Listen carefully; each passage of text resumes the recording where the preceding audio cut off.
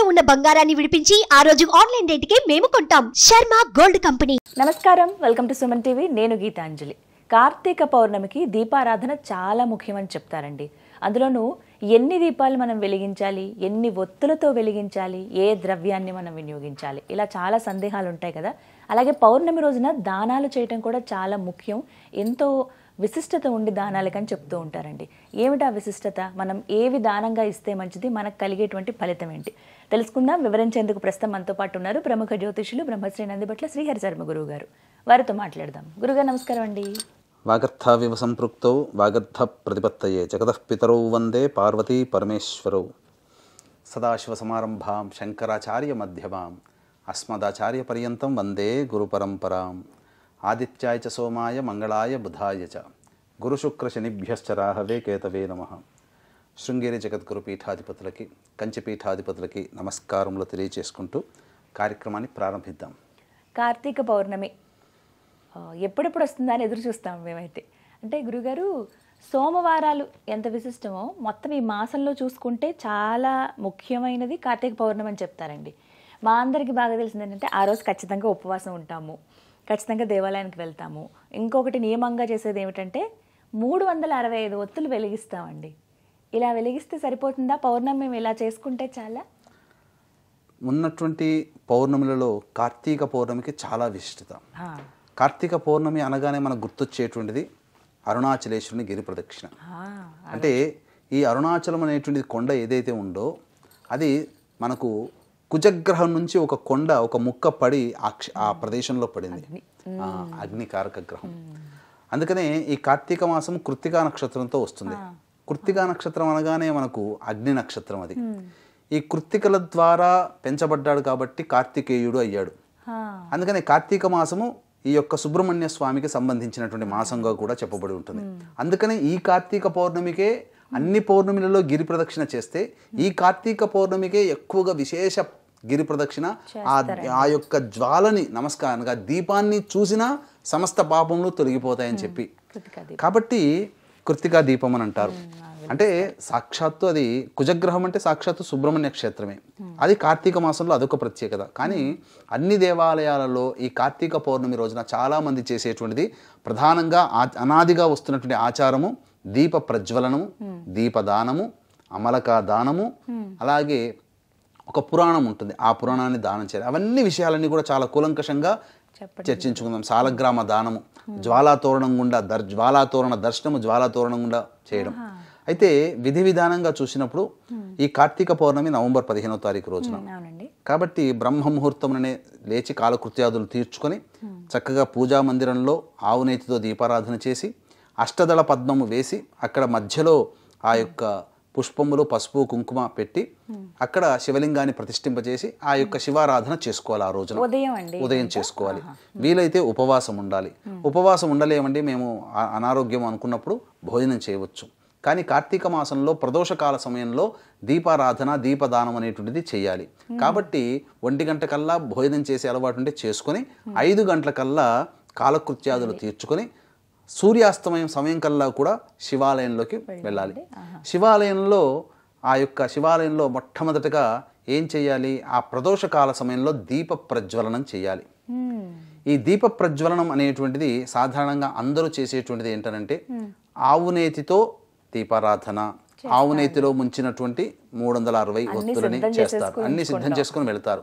కానీ చాలా మంది చేసేటువంటి తప్పేందంటే 365 ఒత్తులు కాదండి, 720 ఒత్తులు దీపారాధన చేయాలి. అవును. ఎందుకనంటే ప్రతి మాసానికి 30 రోజులమ్మా, తెలుగు మాసాలు 12 మాసాలు ఇంటూ 30 రోజులు 360. ఈ 365 ఎందుకు వచ్చాయంటే ఇంగ్లీష్లో మనకున్నటువంటి గ్రెగోరియన్ క్యాలెండర్ ప్రకారము ఒక నెల 31, ఒక నెల 28, ఒక నెల అట్లా ఆ విధంగా వచ్చింది. కాబట్టి మనం సంవత్సరాన్ని ఆ విధంగా లెక్కేసుకుంటాం. కానీ దేవతా పూజల్లో ఆ విధంగా లెక్కేసుకొని చెప్పాలి. అందుకనే మన హిందువులము తప్పు చేసేది ఇక్కడే దీపారాధనలో 360 వెలిగించాలి. కానీ 360 వెలిగించాలని చెప్పి 365 వెలిగిస్తున్నారు. ఈ 360 వెలిగించాలన్నాను కదా, ఆ 360 అంటే జోడు ఒత్తులతో 360 కావాలి. అందుకనే 720 ఒత్తులు పెడితే 360. అంటే ఇందులో ఏంటంటే అంతరార్థము, ఆ కార్తీక పౌర్ణమి రోజున చేస్తే సంవత్సరం అంతా చేసినటువంటి పుణ్య ఫలితం దక్కుతుంది కదా దీపారాధన. అందరము 360 అంటే ఒక ఒత్తితో దీపారాధన చేస్తున్నట్టు ఫలితం. కానీ దేవతా పూజల్లో ఒక ఒత్తితో దీపారాధన కాదు కదా, 2 ఒత్తులతో దీపారాధన చేయాలి కదా. అందుకని 360 ప్లస్ 360 అంటే 2 కట్ట ఒత్తులతో దీపారాధన చేయాలి. ఇక ముఖ్యంగా ఈ స్వామివారికి సంబంధించినటువంటి ఈ దీపారాధనలో చాలా గందరగోళం ఉంది. చాలా మంది ఏంటంటే ఈ మధ్య చూసారా మీరు, అసలు ఈ ప్రసార మాధ్యమాల్లో కొత్త ప్రమిదలు కొనుక్కోవాలని ఒకళ్ళు, లేదంటే పాత దీపాలే వెలిగిస్తే చాలని చాలా మంది చెప్తున్నారు. కానీ వాస్తవానికి దీప ప్రజ్వలనం అనేటువంటిది చేసేటప్పుడు ఎక్కడా కూడా కొత్త దీపాలే కొనుక్కొని వెలిగించమని ఎక్కడా చెప్పబడలేదు. మన సంతోషం కోసం కొత్తది వాడవచ్చు, తప్పులేదు. ఆ కొత్త దీపాలని, పాత దీపముని తిరిగి మళ్ళీ వినియోగించుకోవచ్చు. ఎలా వినియోగించుకోవాలంటే దీపాన్ని అంతా మసి ఉంటుంది కదమ్మా, చక్కగా కడిగి ఆవు పాలతో శుద్ధి చేసి చక్కగా మళ్ళీ ఆ పాత దీపాన్ని కూడా వినియోగించుకోవచ్చు. ఇక చాలామంది చేసేది ఏంటంటే ఆ ఒత్తి సగం మారిపోయి ఉండగానే మళ్ళీ ఇంకొక ఒత్తి వేస్తారు.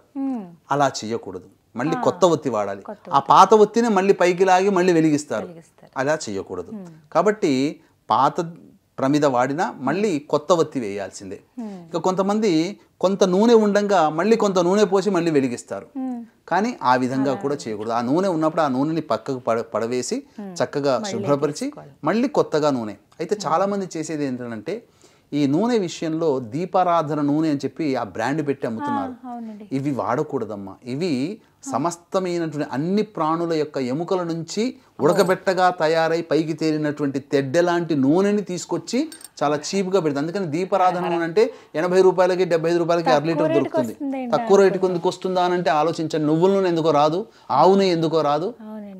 కాబట్టి స్వచ్ఛమైనటువంటి నువ్వుల నూనెని వాడవచ్చు. ఇప్పుడు ఆవు నెయ్యి కూడా కల్తీనేనమ్మా. కాబట్టి స్వచ్ఛమైన అనగా గోశాలలో తీయబడినటువంటి ఆవు నేతితో దీపారాధన చేస్తే పుణ్యం. స్వచ్ఛంగా గానుగ నూనె దగ్గర తీసినటువంటి నల్ల నువ్వుల నూనెతో దీపారాధన చేస్తే పుణ్యం. ఇక ఈ యొక్క నూనెల్లో ఇవే నూనె వాడమని చెప్పబడలేదు. కానీ 2 నూనెలు మాత్రం శ్రేష్టమని చెప్పబడింది. అది ఆజ్యము అంటే గోఘృతము. ఆజ్యము కూడా కాదు, గోఘృతం అంటారు. గోవు నుంచి వచ్చింది గోఘృతం. ఆజ్యం అంటే అజహ అంటే మేక పాల నుంచి తీసినటువంటి నేతితో ఆజ్యం అంటారు. ఆజ్యం అనకూడదు. గోఘృతం అనగా ఆవు నెయ్యి లేదా నువ్వుల నూనె, ఇవి 2. ఇక మధ్యమము చెప్పబడినటువంటిది అంటే విప్ప నూనె వాడవచ్చు, ఆముద నూనె వాడవచ్చు, వేప నూనె వాడవచ్చు, అలాగే కొబ్బరి నూనె కూడా వాడవచ్చు. ఈ 4 కూడా వాడవచ్చు. లేదా అన్ని కలిపిన దాంతో కూడా దీపారాధన చేయవచ్చు. ఇక సంబంధించినటువంటి ఈ యొక్క ప్రధానంగా ఈ దీపారాధన అనేటువంటిది చేసేటప్పుడు ఒక శ్లోకముని చదువుకుంటూ చేయాలమ్మా. వీక్షించేటువంటి ప్రేక్షకులు ఈ యొక్క దీపారాధన చేసేటప్పుడు ఈ కింది శ్లోకాన్ని చదువుకోవాలమ్మా. కీటాః పతంగాః మశకాశ్చ వృక్షాః జలే స్థలే ఏ విచరంతి జీవాః దృష్ట్వా ప్రదీపం నచ జన్మ భాగినః భవంతు నిత్యం స్వపచాహి విప్రాహ. అంటే దీని యొక్క అంతరార్థం ఏంటంటేనమ్మా, ఈ శ్లోకంని చదవలేకపోయినా ఇప్పుడు చెప్పబోయేటువంటి భావాన్ని మనసులో చదువుకుంటూ చేసినట్లయితే దీప ప్రజ్వలన ఫలితం దక్కుతుంది. అంటే ఈ కార్తీక మాసములో దేవాలయంలో గనక లేదా తులసి బృందావనం దగ్గరనైనా దీపారాధన చేసినటువంటి మానవులకి ఈ మానవులతో పాటు ఈ దీపాన్ని క్రిమికీటకాదులు చూస్తారు, జలచరంలో ఉన్నటువంటి ప్రాణులు చూస్తారు, వృక్షము కూడా ప్రాణియే, వృక్షము చూస్తుంది. అలాగే సమస్త భూమి మీద ఉన్నటువంటి సమస్త ప్రాణులు, ఆకాశంలో ఉన్నటువంటి అంతరిక్షంలో ఉన్నటువంటి పితృదేవతలు అందరూ ఈ యొక్క దీపారాధన చేసేటప్పుడు ఆ వారసులు కూడా వెలిగించేటప్పుడు ఆ పితృదేవతలు కూడా చూస్తారు. వాళ్ళకందరికీ కూడా ఉత్తర క్షణమే మోక్షము కలుగుగాక అనే భావంతో చేయాలి. ఇక ఈ దీపపు కాంతిలో క్రిమికీటకాదులు కొన్ని పడి చనిపోతాయి తెలియకుండానే. అటువంటి దీపపు కాంతిలో భస్మమైనటువంటి ప్రాణికి ఉత్తర క్షణమే స్వర్గలోక ప్రాప్తి కలుగుతుందమ్మా. ఈ కార్తీక పౌర్ణమి రోజున విశేషంగా సంధ్యా సమయంలో చేయాలి. అంటే 6:04 సూర్యాస్తమయం అయితే 45 నిమిషాలు, అంటే 6:04 నుంచి 6:52 మధ్య కాలంలో చేసేయాలి దీపారాధన. ఇంటి దగ్గర అండి, దేవాలయానికి వెళ్ళి ఇంటి దగ్గర చేయవచ్చు, తులసి బృందావనం దగ్గర చేయవచ్చు, దేవాలయంలో చేయవచ్చు. ఎక్కడ చేసినా ఫలితం ప్రదేశాన్ని బట్టి ఫలితం యొక్క మహత్యం మారుతూ ఉంటుంది. కాబట్టి దేవాలయంలో చేస్తే విశేషం. ఈ సమయం ఒకటి గుర్తుంచుకోండి. అలాగే ఉసిరిక దీపం వెలిగిస్తూ ఉంటారండి. ఈ రోజున ఉసిరికాయ పైన ఒక్క ఒత్తి పెడుతూ ఉంటారు, లేకపోతే పువ్వు ఒత్తులు అంటారు కదా అవి, లేకపోతే 2 ఒత్తులు పెడుతుంటారు. అసలు ఉసిరి దీపం ఎలా పెట్టాలి? ఉసిరి దీపం అన్నప్పుడు చాలా మంది చేసేటువంటిది ఏంటంటే లోపల ఉన్నటువంటి గింజని తొలిచి వేసి అందులో ఆవు నెయ్యి వేసి పెడుతుంటుంటారు. అంటే నిమ్మకాయ డొప్పని ఇలా తీసి ఎలా అయితే పెడతామో అలా. కానీ ఉసిరికకు అలా పెట్టకూడదు. ఉసిరికను ఏ విధంగానైతే తీసుకొస్తామో చక్కగా శుభ్రంగా కడిగిన తర్వాత ఆ ఉసిరిక మీద ఒక ఒత్తి, ఆ ఒక ఒత్తిని ఆవు నెయ్యిలో తడిపి దీపారాధన చేయాలి. కొంతమంది పిండి దీపారాధనలు కూడా చేస్తారు. పిండి దీపారాధన చేసేటప్పుడు బియ్య పిండి కానీ గోధుమ పిండి కానీ వాడతారమ్మా. ఆ వాడినప్పుడు అందులో స్వచ్ఛమైన ఆవు పాలు వేసి బెల్లం కూడా కొద్దిగా వేసి అదంతా కూడా కచాపిచిగా నలిపి కుందిగా దీపంలాగా తయారు చేసి ప్రమిదలాగా తయారు చేసి అందులో ఆవు నెయ్యితో దీపారాధన చేసి వేయొచ్చు, లేదా ఒక ఒత్తి దీపారాధన అయినా చేయవచ్చు. ఆ విధంగా చేయవచ్చు. ఈ కట్టవత్తులు కూడా అలా చేయొచ్చునమ్మా, తప్పేమీ లేదమ్మా. అంటే ఎన్ని రకాలు ఉంటాయి అనేది ఒక సందేహం చాలా మంది. ఆ శివాలయంలో సాయంకాల ప్రదోషకాల సమయంలో అర్చన చేయాలి. బిల్వ దళాలతో అర్చన చేస్తే ధనము సామ్రాజ్యము ప్రాప్తి అవుతుంది. అలాగే దూర్వము అనగా గరికలతో గనక అర్చన చేస్తే సమస్తమైనటువంటి ఉపద్రవాలు తొలగిపోతాయి. ఇంకా వీక్షించేటువంటి సుమన్ టీవీ ప్రేక్షకులకి గమనిక, ఈ యొక్క త్రిపురాసురులను సంహరించిన క్షేత్రము త్రిపురాంతకంలో సాక్షాత్తు ఈశ్వరుడే ఆ త్రిపురాసుర సంహారం జరిగింది. అటువంటి త్రిపురాంతక క్షేత్రంలో జాతకరీత్యా కలుగు విద్య, వివాహ, ఉద్యోగ, దాంపత్య, సంతాన, అనారోగ్య సమస్యల నివారణకి, శనిదోష పరిహారాలకి సర్వదోష నివారణ హోమాలు అనేటువంటి చేయించడం జరుగుతుంది.